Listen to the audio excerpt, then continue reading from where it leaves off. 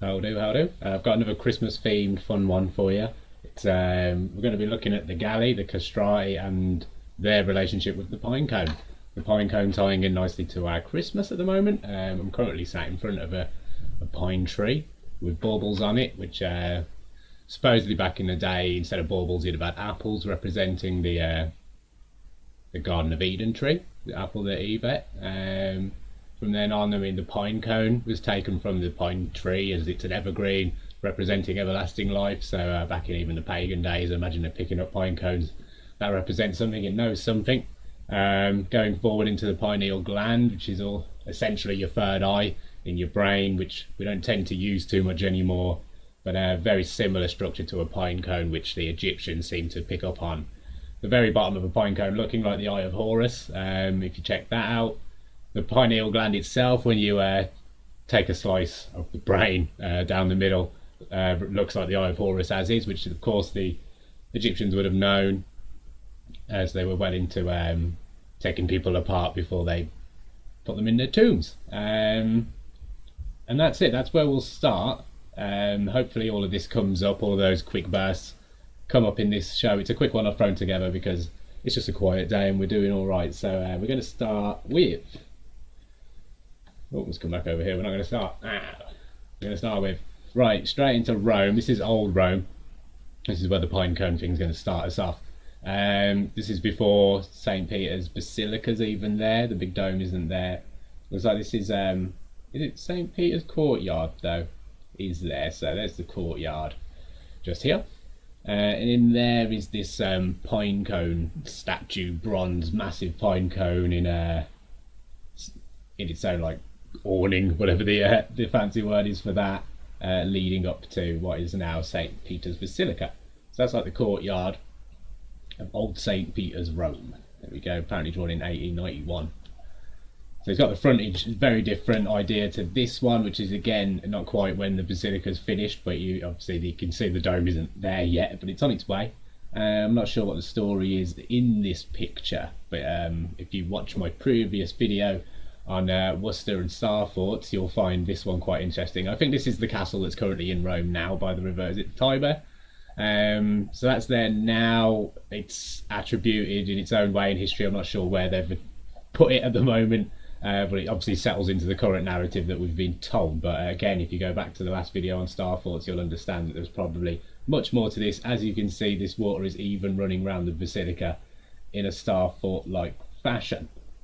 So was this a fort first and then a holy ground? I'm not too sure. Obviously, there's history and history all about this place, and that's not what this video is about. It's just a quick way to get into pine cones. But anyway, Star Forts. Next, another view, bit later on. So this is I believe this is where the obelisk is now, and this is I can't remember his name. Caligula's, the obelisk of Caligula, I believe. It's in the middle of the Vatican now, with in the middle of like all that big circle with the big surroundings. It's still there. I don't think that gold thing's on top anymore, whatever that was. Not sure about I think the gold lions are still there, just here. Can't remember. Visited there a couple of years ago. This is all gone, I believe. Obviously the dome's still not finished in this one. I think all of this has changed, to be honest. To say here, it clearly shows the rather ramshackle old front of Constantine's Basilica. There was an atrium courtyard behind and the main front. The huge construction of new St. Peter's looms at the back, unfinished, as it did indeed for some decades. And you can see they were already bloody brilliant at building way before they got on with this, which was wasn't even the largest dome, I don't think, by the time it was even finished. Like the Pantheon was a bigger dome down the road. But still pretty, the biggest dome in Christendom by the time it was done. Okay, we're going to go a little bit further in. Here's a drawing from, I believe, I'm not too sure when this is from. It's going to say I'm not sure if that's 1882 again. But here we go. So this is the courtyard with the pine cone here. Apparently it also spouted water. It's gazebo, it's a fancy gazebo. That big statue that was in the other picture's gone now, but this is all there. I'm not sure what this represents at the time. If it's looking that way, instead of that way. Either way, so you can see where it's heading. Pinecone's still there anyway. Right, so very early history, this is 396 AD, so it sounds like the Pinecone isn't there at this point, but he is in the courtyard, and he mentions possibly that awning gazebo. He has the proper name for it. Is it not an atrium, a vestibule? Ah, maybe it's the Follis, the cupola. But either way, so here's a quick one. What he saw when he went there in 396 AD. This is Paulinus of Nola. It's a pleasure even now to linger on the site and praise of such a great work, for we do not laud the work of your human being, but the divine works accomplished through a human being. What a joyous spectacle did you, sacred producer, display for God and his holy angels from this, as the saying goes, rich provision of yours. With what great pleasure did you exalt the apostle himself when he packed his whole basilica with the dense crowds of needy people, where, under the height of its roof and ceiling panels in between, the spacious church lies wide open, and where, glittering from afar with an apostolic tomb, it binds the eyes and gladdens the hearts of those who enter. Where, under the same massive roof, the church expands on both sides with double porticos, and where, with the church extended through the vestibule, in front there is a bright atrium where the cupola, I think, topped with a solid brass, adorns and shades the cantharius, which is like a cup, I gather. It's like a two-handled cup in Rome anyway, if not it's a shell. But it seems like it's a cup, the cantharius, which belches forth streams of water serving our hands and faces. So the water already, if you go back to my other video, or Star Thoughts, water very important. Not without secret meaning does it surround the water spouts with 4 columns. Such a decoration is proper for the entrance of the church, in order that what is done inside by the mystery of salvation may be marked by the noteworthy work outside. For one single faith of the gospel also sustains the temple of our body with a fourfold support, and since the grace by which we are reborn flows from it, and Christ, in whom we live, is revealed in it, surely a fountain of water springing to eternal life is born in that place for us on 4 columns of life, and its waters within and boils in us. If only we should be able to say we deserve to feel that we have a burning heart on the road, which is kindled when Christ is walking with us. There we go. So there's what he saw. So no mention of the pineal gland or the pine cone at all at this point, but still a water feature nonetheless. Very, very fancy. So here looks like what he may have been describing, but again the pine cone has shown up. I'm not too sure if anyone's noted when the pine cone shows up. But there it is, in another drawing. Lots of people. It's very important, whatever's going on. Maybe there's about to be a speech or something, not too sure. They get completely walled off though. You've got to come in there to the Vatican City, I imagine. Right, Van den Hoek suggests, probably rightly, that the bronze pine cone was brought here and installed at this time. So it's about the 12th century. It was certainly present in the 12th century when Petrus Marinus mentions it in his Descriptor Basilicae Vaticanae, in which he says this bit of Latin, which you can pick out the bits. So you got the pineum and aeum, which must be the pine cone. It's in paradise. This guy's tried to pull it together. He says, I don't know how to translate all of that. Fumes is ropes apparently, but I see that in the atrium of the same church, i.e. in the paradise, in the shape of a cross, they are tied from the porticos to the bronze pine cone, which is in the paradise. So the pine cone in the was at Old St. Peter's by that time. Where did it come from? That's another story. Apparently I'm going to try and dig into it, but that's not the point of this video. The fact is the pine cone is there in Rome, in Christendom. Why? Another drawing of it, and its surroundings with the peacocks as well, and all this, the adornments and the trinket, all this nice, all the columns, everything else. Now all that's gone. This is how it stands at the moment. So these are replicas. The originals are in a museum somewhere. This is the bronze pine cone. I don't think it's a water feature anymore. I don't believe that was part of it before either. So it's all moved, and that is part of the Vatican experience, but it's not where it once was, right? So, I mean, my views aside, this is what I've found on the internet as far as the history of the pine cone and now its usage in Christendom. So, who changed the truth of God into a lie and worships and served the creature more than the Creator, who is blessed forever? Amen. Right, it's Romans. The pine cone, the fruit of the evergreen, has been used in pagan symbolism and in Roman Catholicism. Pagan groups have used the pine cone in their ceremonies, their rituals and their art. The Roman Catholic Church uses the symbolism of the pine cone just as any good pagan religion would do. This fact is firm evidence that the Roman Catholicism is pagan, not Christian. In fact, we would say that Roman Catholicism is counterfeit Christianity, with paganism at its heart. In paganism, the pine cone, as previously stated, is used as a symbol of the solar god Osiris, but also as a symbol of regeneration and fertility. Other places where the pine cone pops up, apparently this, just move me out of the way, is crop circle. There, so there's the base of a pine cone. Go and pick one up. They're everywhere, so it's all the time. Have a look at the bottom, and there'll be the same design there of the pine cone, and then the pine cone popping up in Nazi propaganda memorabilia, God knows, and all these things. So on the chest crest there. It's all very interesting. Hopefully it's all ties together. I can't remember what I've done with this. Okay, so the meaning of the cone shapes on the Cortil della Pina, which is the statue as it stands now. This is a review which I came across on TripAdvisor.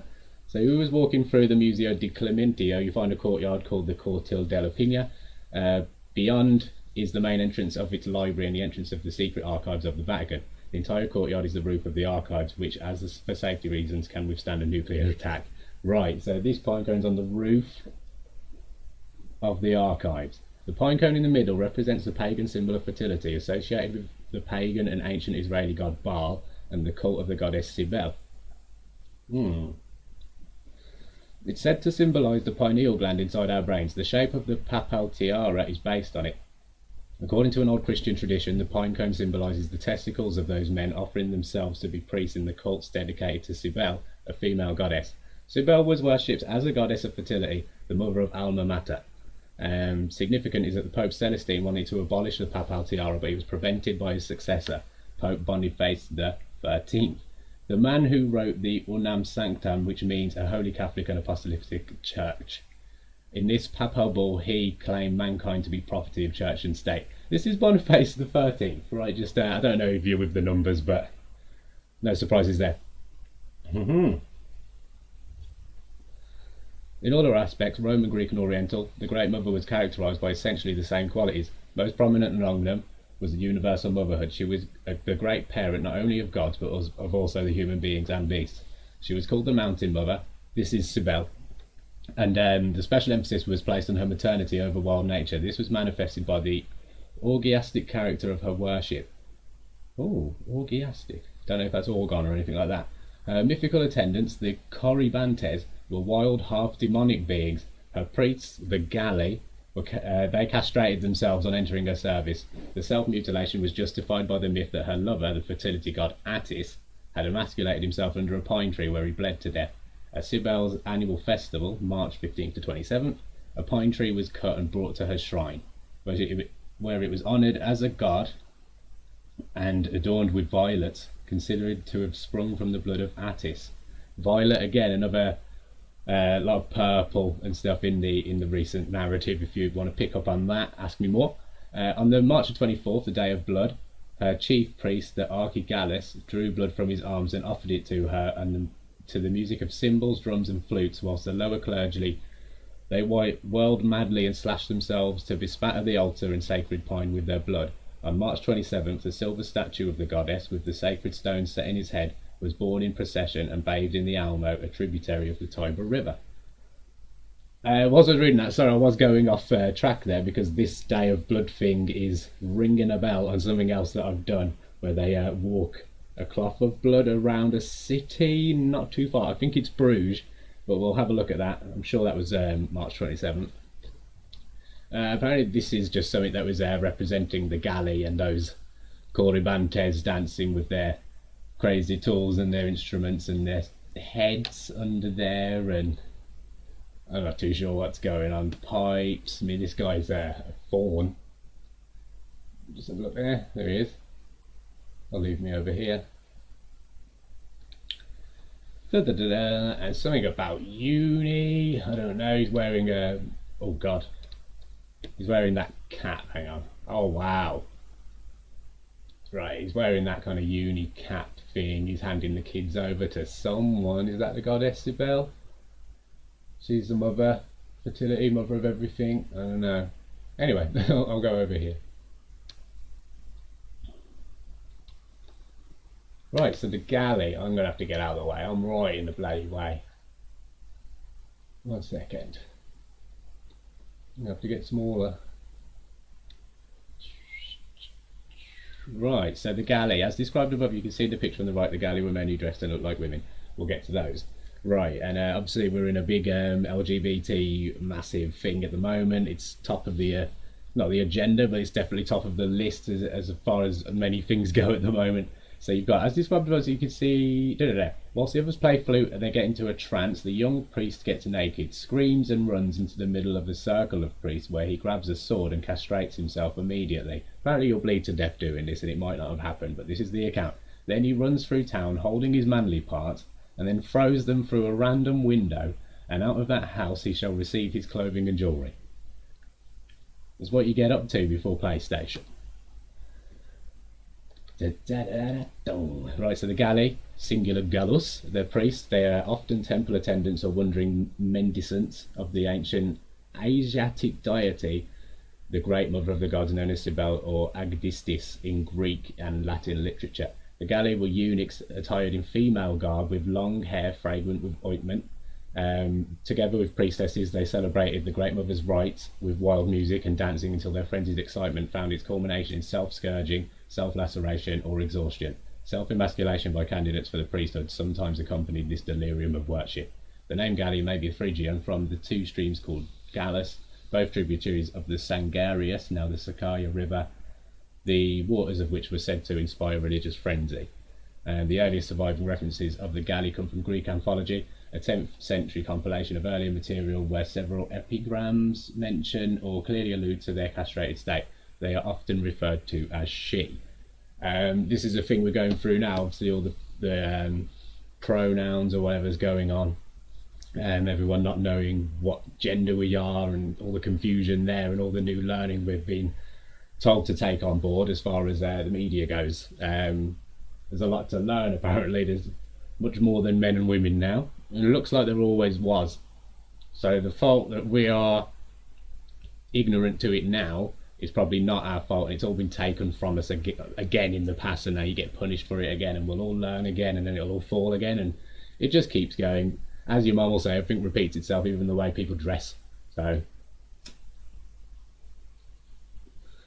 Cybele's cult may have originated in Mesopotamia, arriving in Greece around 300 BCE. It originally kept its sacred symbol, a black meteorite, in a temple called the Megalasian in Pessinus in modern Turkey.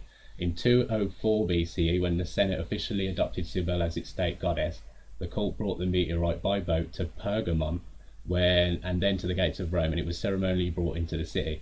According to Livy, it was brought to the Temple of Victory on the Palatine Hill on the day before the Ides of April, and from then on the anniversary was celebrated as the Megalasia on the April 4th to 10th, with public games, animal sacrifices and music performed by these Galli. Once the first Galli arrived in Rome, over 100 years later, according to Plutarch, the German general Sulla planned to fight Marius, a priest of the Galli named Vataces, prophesied Roman victory, and consequently the Senate voted to build a temple of the goddess. Right. Stephanus Byzantius in the 6th century CE, he said the name came from King Gallus, said it was derived from the Gallus River in Phrygia. The same word was used by the Romans to refer to the Celts as to roosters, and the later especially was a source of puns. Sorry if I'm covering half this writing, hopefully I'm reading it clear enough. The earliest surviving references of the Galli come from Greek anthology, yep, and they're referred to as she. Right, so this is York now in England. The remains of the Roman Galla from the 4th century CE were found in 2002 in what is now Catterick, North Yorkshire. She was dressed in women's clothes in jewellery of jet, shale and bronze, and had 2 stones in her mouth. Pete Wilson, the senior archaeologist of Heritage, said, "The find demonstrates how cosmopolitan the north of England was." Hadrian's Wall in Corbridge, England also has an altar to the goddess Cybele. So it came all the way through. I mean, they say the Roman Empire kind of built Hadrian's Wall to call the end of the empire. They didn't want any more, and it wasn't a defence thing, it was more of a borderline. But even across there, they're still cutting the balls off and praising the Cybele.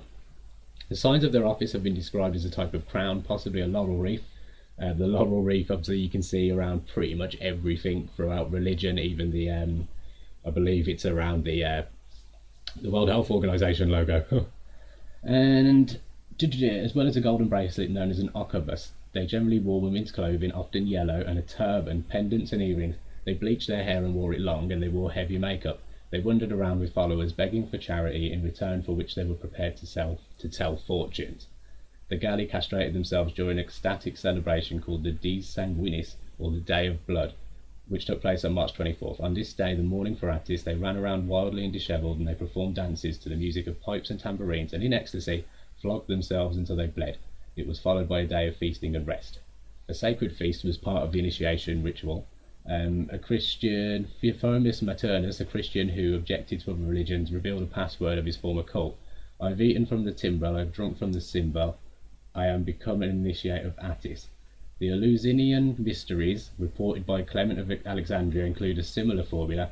I fasted, I drank the kykion, water with meal, I took from the sacred chest, I wrought therewith and put it in a basket, and from the basket into the chest.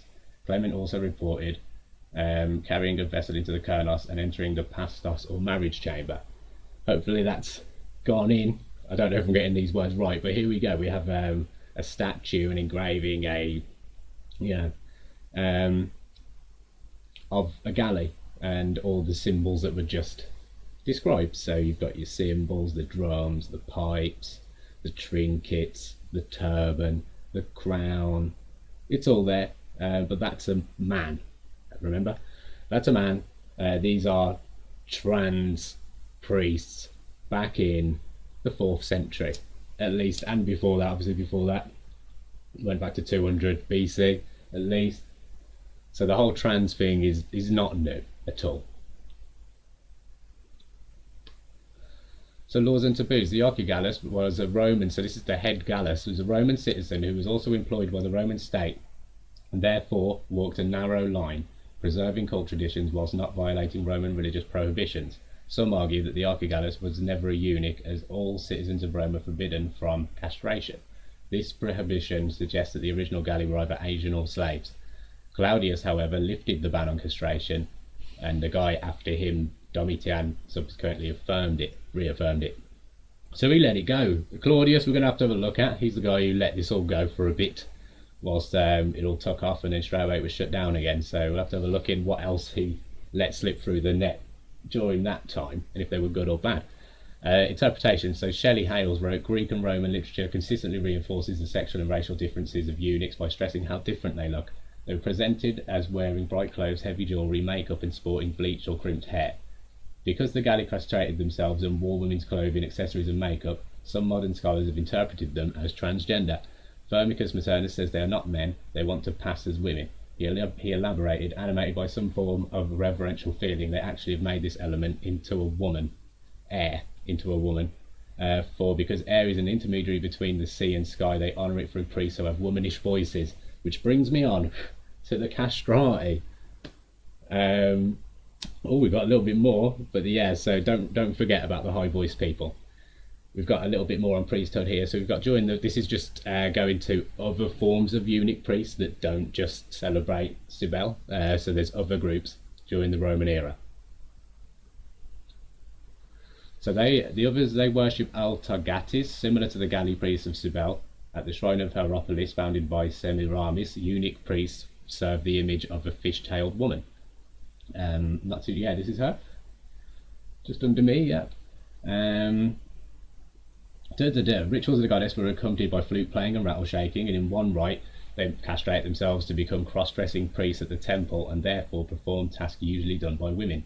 The obligatory lake or pond nearby, always, full of sacred fish which no one was allowed to eat, nor could anyone eat Argasis' sacred doves. That might tie in with why we can't kill swans now, I'm not too sure. The priests were described by Appius as mendicants that travelled around with an image of a goddess dressed in a silken robe on the back of a donkey. When they arrived at the village squares on a receptive estate, they would perform an ecstatic rite designed to attract a crowd and elicit their contributions. The priests were described as effeminate, wearing heavy makeup, turbans on their heads, and dressed in a saffron-coloured robe of silk and linen. Some in white tunics painted with purple stripes. Purple again, we've already been there. They shouted and danced wildly with the music of flutes, whirling around with their necks bent so that their long hair flew out. In an ecstatic frenzy, they would bite their own flesh and cut their arms with knives until they bled. According to a story retold by Lucian, the Assyrian queen Stratonnis saw in a vision that she must build a temple at Hierapolis to the goddess, so the king sent her there with a young man named Combabus to execute the task. Knowing the queen's reputation, Combabus castrated himself and left his genitals sealed in a box, and when the queen fell in love with him and tried to seduce him, he revealed his mutilation, but this didn't dissuade her from desiring his constant companionship. When Stratonnis and Combabus returned home, she accused him of trying to seduce her, and when he was arrested, tried and sentenced to death, he called for the sealed box to prove his innocence, whereupon the king relented and rewarded him for his loyalty. The temple was completed and the statue of Combabus was placed in it, and this is said to be the origin of the practice of castration by priests in the temple. Another story ascribed to Combabus mentions that the certain foreign woman who had joined a sacred assembly, beholding a woman form of extreme beauty and addressed in men's attire, became violently enamoured with him, and after discovering he was a eunuch, she committed suicide, and Combabus, accordingly in despair at his incapacity of love, donned woman's attire so that no woman in the future can be deceived in the same way. Okay, so that's history, and we'll just go back to straight up to the top here with the eunuch preserved in the image of a fish-tailed woman. Now, we're not saying anything here, but you may have noticed this one knocking about in your day-to-day life, which for some reason exists, and it has all of the trinkets and the bits described by these galleys. If we go back here, it's very similar. She's got all the stuff. There's no difference, and they even tried to get rid of that tiara from the papal, as we read earlier, which we won't go back to, but you can go and read about that yourself, because I'm sure it all adds up like everything else. And more annoying ones, I'm local to Birmingham, Erdington specifically, but this is Josiah Mason's mermaid at the university currently in Birmingham at Aston Uni.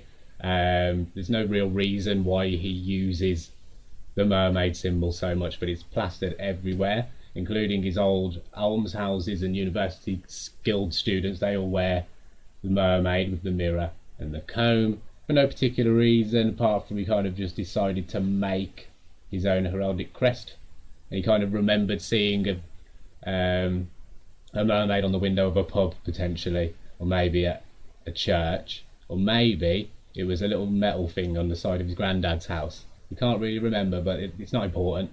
Anyway, this guy was a self-made millionaire in the 19th century. This is a picture of him here.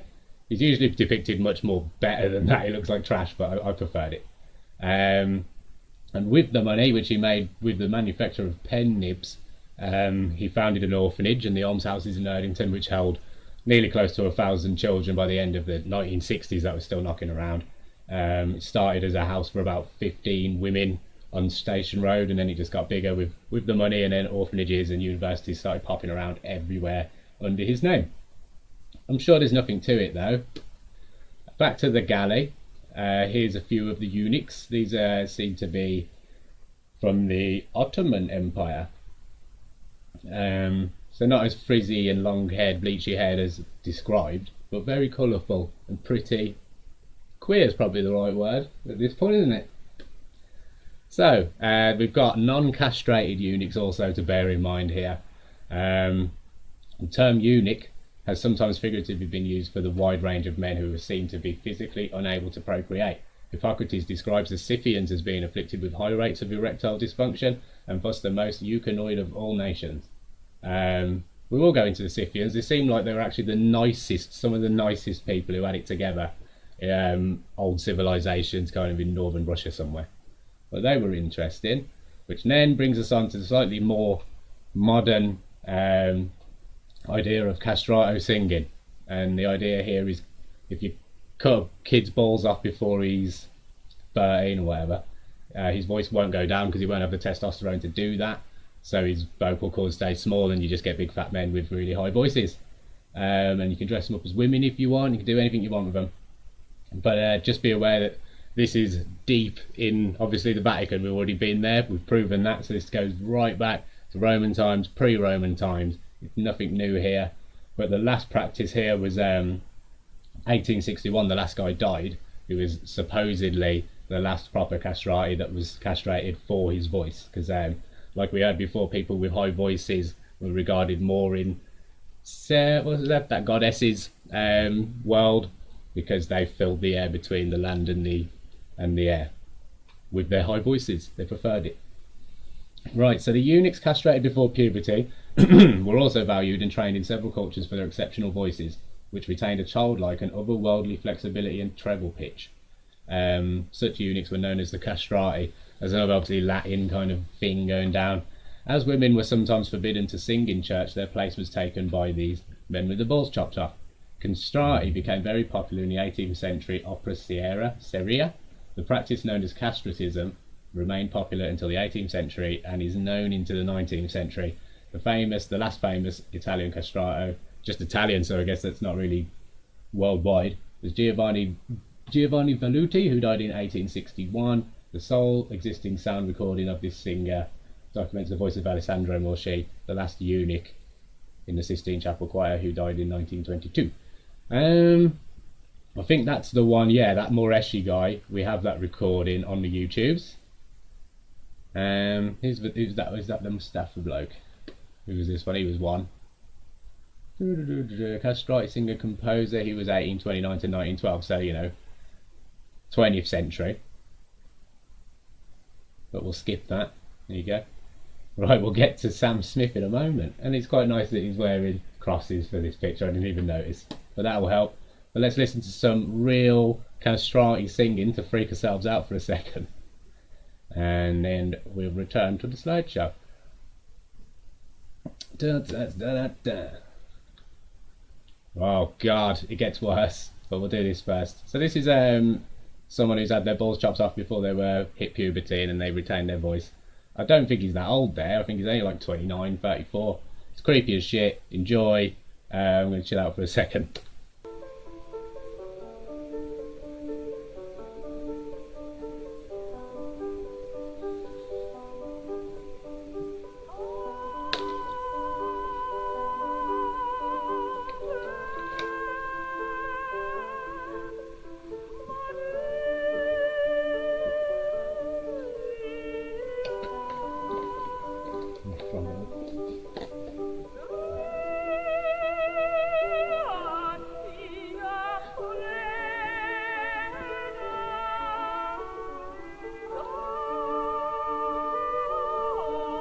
Looks a little bit like Paul Potts. Fat Jimmy Carr. Fat Ricky Gervais.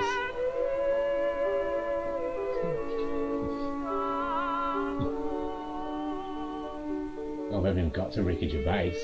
Oh, that's for another episode. But there you go.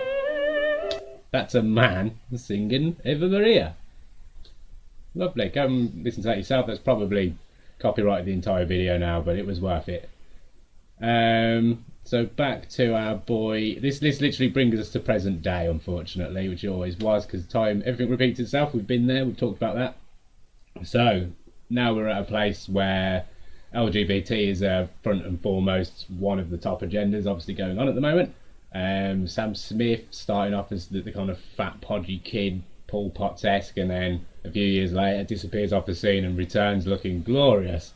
And he puts some nice churchy earrings in. Is it a man, is it a woman, does it like men or women? It doesn't matter. It's all about the art, which leads you to other people from back in the day were very similar. Michael Jackson with his unusually high voice and his career that kicked off before puberty and just didn't resent from then. But dead. Not dead yet. That one's not dead yet. Right, but we're going to go, because it goes further than that, because the whole male-female thing has definitely been, not going to say infiltration's the word, but it's infiltration, because we didn't even notice this was happening. If you cast your mind back to Lady Gaga and Beyonce, back in the telephone video, this is only something I've noticed on this year, which is annoying, because I guess everything this year has revealed itself to most people. Some people still not, but maybe this will help edge you along. Here is basically a bunch of dudes dancing with what you can only assume are also dudes, Lady Gaga and Beyonce, because what's the point in this video if it's not all about making it obvious that there are men as well? Because it's telling you it's possible. So we've got the prison scene. There we go, 2 men. I'm going to put myself down here. I'm in the way. There we go. We've got 2 men there. I didn't notice this first time around when I was young, when I was literally like 16. I don't want to play it. I don't want to play it. He's going to give us the blurs now, right? Obviously, dudes. I didn't notice. Did you notice? This is all very relevant. Pop singer, probably the height of her career at the time. There's her ass. Everyone didn't know if she was a hermaphrodite or whatever the word is. Did she have a dick? Did she not? That was top of the news all the time. Right, women's prison. Obviously, it's all gone to women power now, and it'll probably turn out that women are, in fact, the more important race amongst us all, and this is all slowly being made apparent by us, because look how strong they are. She's got nothing on the bar, though, and we all know the bar's only like 10. But her bracelets are like 12. There you go, smoke vision, smoker mirrors, I don't know what's going on, chain slavery, who knows, all men. Men? Boys? That's a bloke. It's not going to improve, this is literally the whole video, which can only lead you to imagine that Lady Gaga and Beyonce are meant to. I'm not sure. Actually, I've got quite a nice way to give this to sign this off. But if you want to just go and look yourself, I mean, if you just Google it now, go on BitChute or anything, and just look for the whole thing about the inverted reality we're living in. But this harks right back. The point of this video is this all goes back to way before even Rome, which probably wasn't even the case of what actually happened. Rome just being a blanket term for a massive piece of history that's got way more depth than that. But it goes all the way back there, so it's nothing new. Don't be afraid, because it's just going to come again. It'll keep coming, and maybe this is the case all the time. It never actually changes, because if you go back to the 70s, you've got Bowie, you've got the Lou Reeds, you've got Freddie Mercury, the whole Berlin movement. All that weirdness has always been going on. We're going to go into a video about an interview with David Bowie, and he mentions black noise back in the 70s in an interview, and he's saying there's a weapon out there after he travels through Russia. He comes back with the knowledge of a sound weapon you can use to destroy civilization. But it gets laughed off in the interview, and it's just good old David Bowie, isn't it? But we're going to dive into all of this. I'm going to sign this one off with a nice little bit of Freemasonry, which just gives us a little bit more light on the pineal gland and the pine cone kind of tie-ins with all of this. So this is Manly P. Hall. There's a lot of videos on this guy speaking. Not many videos actually, there's a lot of sound clips of him talking on YouTube if you want to catch up. And there's a lot of it. But there's your pine cones already in the eagles up here. They're messing around, the all-seeing eye, the 33, in the eye and the upside down pyramid, all the stuff, no surprises. But here's a nice little thing to sign off. Thanks for joining me. Hopefully you stay for the end of this. I'm just literally going to end it when I finish reading this. I've got no more ideas. So thanks for joining me. That was Galli's, Castrati's and modern day pine tree worship. And this is Manly P. Hall, the secret teachings of all ages. Sufficient similarity exists between the Masonic Kiram and the Kundalini of Hindu mysticism to warrant the assumption that the Kiram may be considered a symbol of the spirit fire moving through the sixth ventricle of the spinal column. The exact science of human regeneration is the lost key of Masonry, for when the spirit fire is lifted up through the 33 degrees, or segments of the spinal column, and then enters the dome chamber of the human skull, it finally passes into the pituitary body, Isis, where it invokes Ra, the pineal gland, and demands the sacred name. Operative Masonry, in the fullest meaning of that term, signifies process by which the Eye of Horus is opened.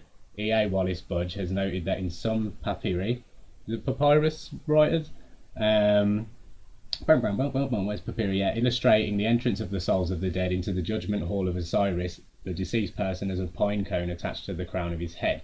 The Greek mystics also carried a symbolic staff, the upper end being the form of a pine cone, which was called the Thyrsus of Bacchus.